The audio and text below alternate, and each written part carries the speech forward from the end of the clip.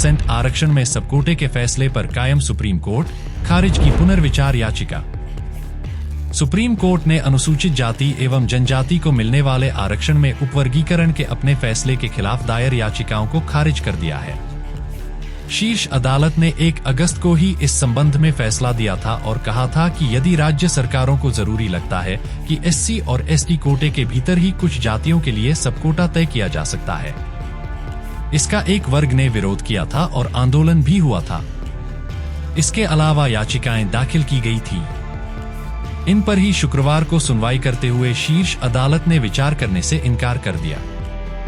Chief justice D Y Chandrachud की अगुवाई वाली 7 जजों की बेंच ने कहा कि उस फैसले में ऐसी कोई त्रुटि नहीं थी जिस पर पुनर्विचार किया जाए।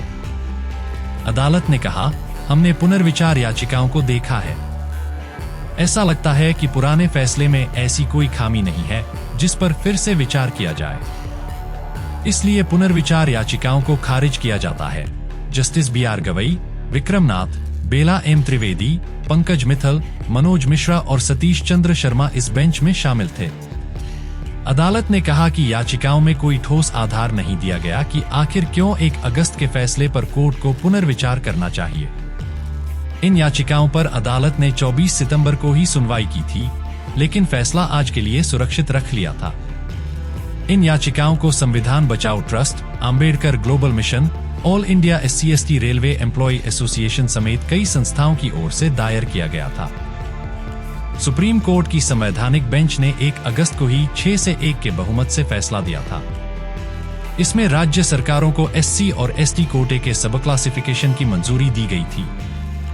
इसके तहत कहा गया था कि यदि इन वर्गों में किसी खास जाति को अलग से आरक्षण दिए जाने की जरूरत पड़ती है तो इस कोटे के तहत ही उसके लिए प्रावधान किया जाता है। अदालत के इस फैसले को दलितों और आदिवासियों के एक वर्ग ने आरक्षण विरोधी करार दिया था। वहीं एक वर्ग इसके समर्थन में भी आया था। अदालत ने अपने फैसले में कहा था कि दलितों में भी कई जातियां और इस वर्ग को समरूप नहीं माना जा सकता। इसलिए आरक्षण के लिए यदि किसी जाति को खास प्रावधान देने की जरूरत पड़ती है तो वह भी करना चाहिए।